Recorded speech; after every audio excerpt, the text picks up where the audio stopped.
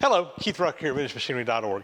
Guys, I'm going to put together a little odds and ends video for you today. I've got stuff stacking up over here again by my workbench that I need to get things cleared off so we can get stuff put up and make room for more stuff, I guess. But nice little selection of things. Mostly viewer mail this week.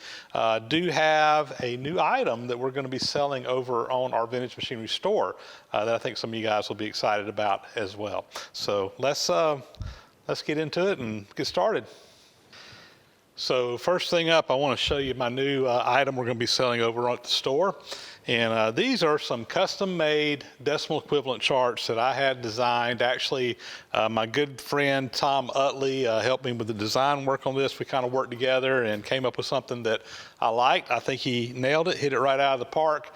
And this is a nice piece of shop art that you can hang up in your shop that has useful information on it all at the same time. So we've got the US inch fractional measurements there, along with their decimal equivalents in thousandths of an inch, or actually beyond thousandths in a couple of those. And we also have the equivalent in millimeters for you metric guys out there that might want to have to convert between the English inch units and millimeters. Over here on this side, we have also the decimal equivalents for your number size drill bits and your letter size drill bits, which are also will come in handy. So anyway, I'm excited about these. I'm going to be offering them in two different sizes. The big ones here are 18 inches by 24 inches. The small ones are 12 inches by 18 inches. These are printed on some nice aluminum material. It's white aluminum on both sides, and basically have this custom printed on vinyl, I think is what this is, and on here. I think they're going to hold up well and do real well in the shop. And anyway, I'm excited about them. I've already sold quite a few of these. I put an announcement over on my Facebook and Instagram page a while back, and I've been kind of holding off to kind of get that initial rush out of the way before I put it out on video, just because it does take a lot of time for shipping and everything. So the prices on this, I'm selling the small one for $25, the big one for $30. I will say though that of course the shipping on these unfortunately is a little bit high, just because of the oversized. It's not very thick, but the length and the width of it here is a little bit oversized for postage rates. So it does cause the shipping to be a little bit higher in some cases, particularly for folks over on the West Coast as well as overseas shipping. Can be done, and it's not just absolutely terrible. If you go to my store website, it will calculate the shipping for you and let you know. On international orders, probably just send me an email and let me look it up. I've had some issues with it calculating international postage correctly. So anyway, if you'll just send me an email, there's a link on the store there to send me an email about this kind of stuff. So anyway, go to store.vintagemachinery.org is where you can look these up. It's where I also have my 9-inch straight edge castings for sale, and we're going to be offering some other items down the road as well. So anyway, hope you guys enjoy this. Hope some of you guys will order them. Let me just say this too. I'm expecting that we will probably get an initial rush of orders on these when I put the video out. I think I've got about 50 or so of the big ones and maybe a dozen or so of the small ones on hand. If we exceed those, which I expect we probably will, I'm going to have to get some more made up. I'm getting pretty quick turnaround on these, but I just want to say that at least on the initial orders here, guys, it may be a week or two before I can get them shipped out, depending on how many get sold and all that kind of stuff. So anyway, just bear with me on that. We will get them going to you as quick as we can. But again, go check it out at store.vintagemachinery.org, and you can just order them right there online. So next up here, guys, got a little nice viewer gift that came in from Norman McGwell up at Dayton CNC Products in Dayton, Ohio. And he sent along this really nice little pallet fixture that you can use like over on a milling machine. Basically, you can just either clamp this pallet down to the mill or put it in a big vise or whatever, and it gives you a area that you can clamp something down to. And I've got an example here, just kind of showing a piece clamped down on this pallet. These are really handy for when you got a small part that you need to get clamped down that maybe doesn't do good in a vise. Really cool thing here is he's got these dowel pins in here. that you can use for indexing. So if you're doing a production job and you need to be able to come in and put multiple pieces together or down in the exact same spot and do repeat our jobs or whatever on a piece. These are great for just being able to move things in and out real quickly. He also sent along a nice little assortment of clamps to use with this, something very handy. I've actually got a pallet that I made some time back, but it's not near as nice as this one.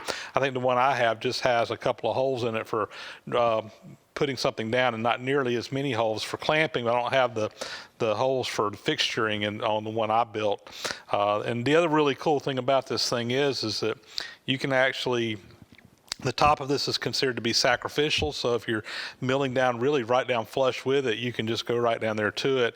And as long as you don't dig into it a bunch, you can just put it on your milling machine, face it off, and it gets a little bit thinner with use, but you can refresh that face anytime you need to, made out of the aluminum. So anyway, Norman, thank you very much for sending this along. I'm sure this is something that will see some use in the shop, and this is going to be a nice upgrade to the one that I built myself.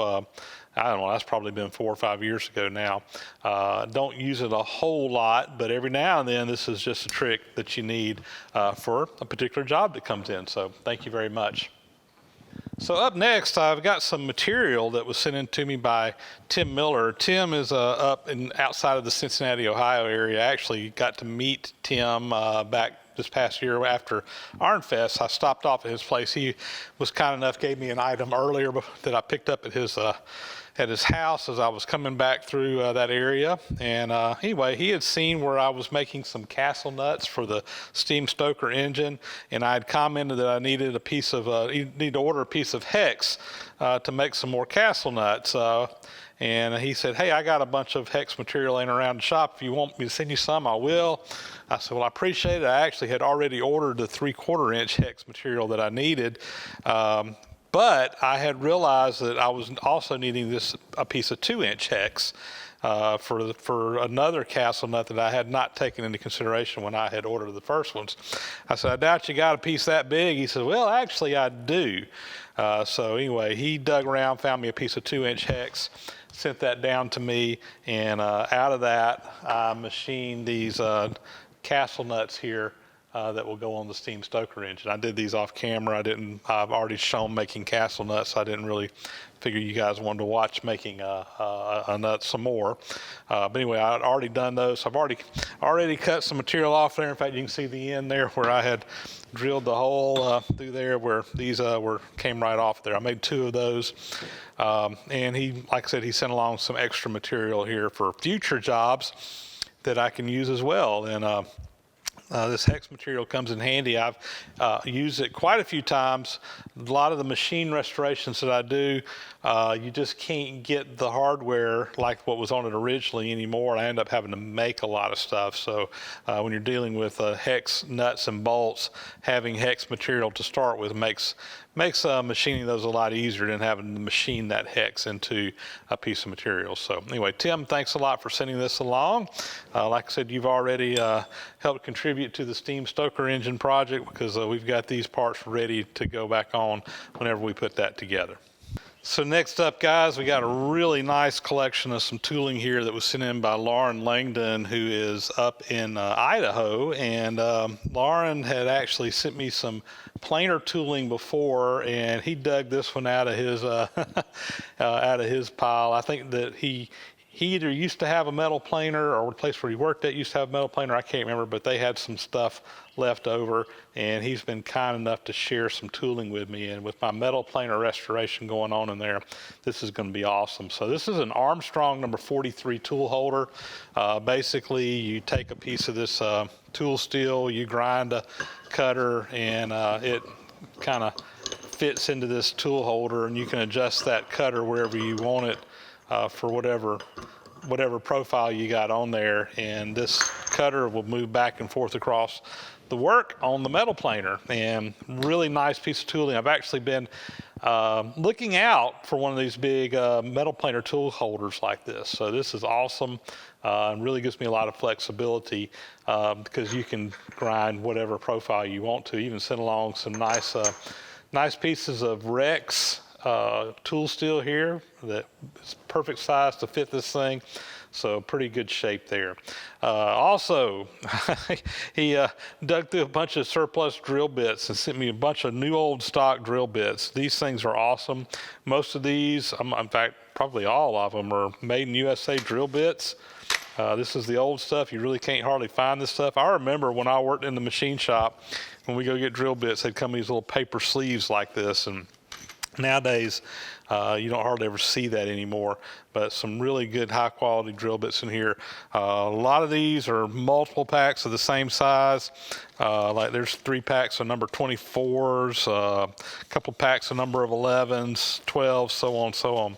So anyway, I'm going to take all these, take them over and put them in my drill indexes that I have, or a drill cabinet I got, and get them all in there. I've actually was about to order some new drill bits just to kind of have some on stock because I was getting low in a couple of sizes. So I'm hoping that this is going to fill out some of those holes in there.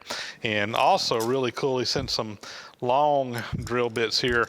I've actually got some of these in different sizes. Sometimes you just need one of these, so these are really cool to have laying around as well. I'll put these up with my other ones in my collection because sometimes you just need that extra depth to get down in somewhere. So Lauren, thank you again so much. Really awesome set of tooling here. Oh, did I mention the sign bar? There's a sign bar up here too.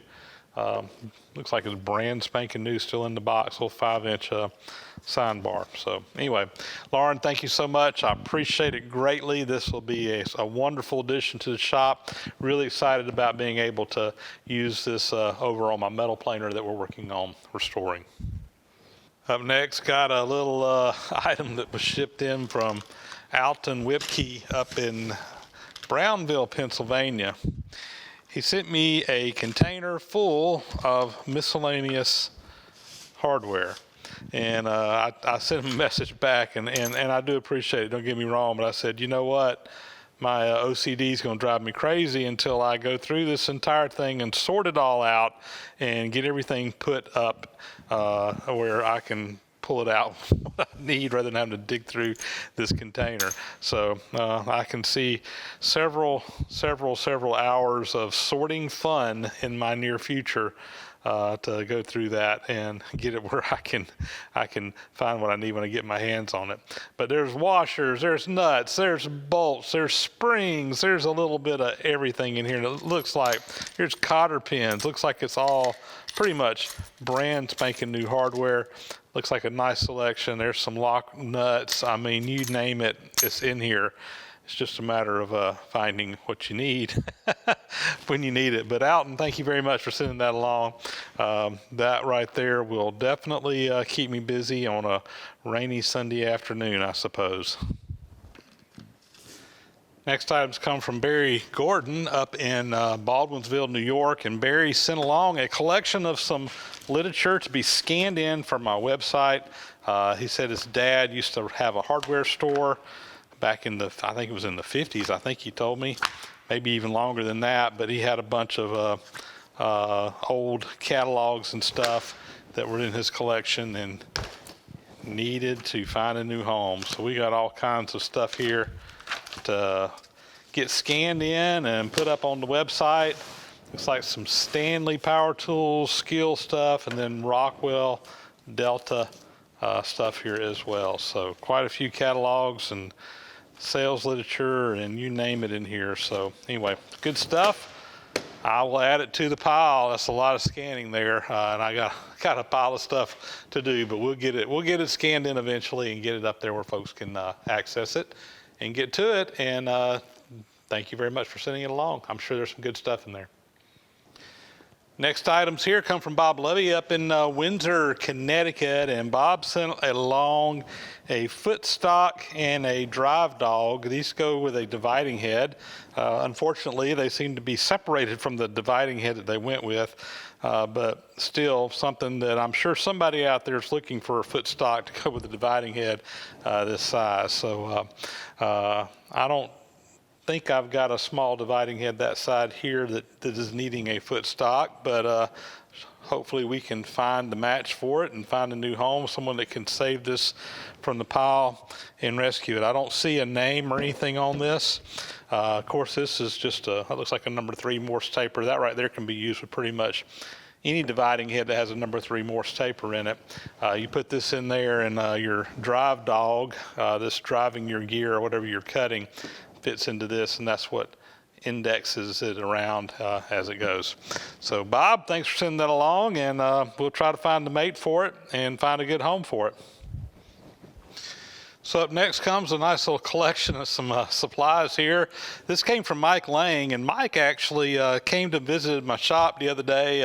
I picked up a shaper vise that he had purchased from Lance Baltzley down in Florida. I was down that area, picked it up, and brought it up to Tifton, and then he drove down from the Atlanta area to pick it up from me. So I was kind of the go-between on that. And when he came bearing gifts. He brought along a bunch of these supplies. He told me, I believe what he told me on this was where his daughter works at. They had a bunch of old inventory that didn't really need anymore. A lot of it was machine shop, machine related, whatever. And he cleaned out a bunch of stuff that they didn't want. And it's good stuff. So we got some Dychem here. This is layout fluid. That's the red Dychem. I've got some blue Dychem. I don't have any red. That's cool. Here's some spray lubrication for wire rope, some Cool Tool 2. So this is some cutting fluid, tapping fluid, a whole box of these Norton Blaze flap wheels used on a angle grinder. These are awesome. I use those all the time. Bunch of cans of Tap Magic Pro Tap. Got some wire wheels here for cleaning things up. There's a tube cleaner or for brush to go up inside of a tube. Some just abrasive wheels here and a couple of grinding wheels. So there's a plate wheel here. I believe this would go like on a tool grinder. That looks like a green wheel for cutting carbide too. And then a couple other little surface grinder wheels here. That I'm sure we can find a use for. So anyway, Mike, thank you very much. Some really cool items, brand spanking new old stock stuff. I can't go wrong with that. So, and I will definitely put this up, and we'll use it as the need comes. Well, it's not raining, nor is it Sunday afternoon, but just can't stand it. All this stuff disorganized. Got to get it all sorted out. So thanks, Alton. Appreciate it. Guys, that's going to be a wrap. We'll catch you on the next video. Please subscribe to the channel if you haven't already. Comments are appreciated, as are those thumbs up. And we'll catch you on the next video.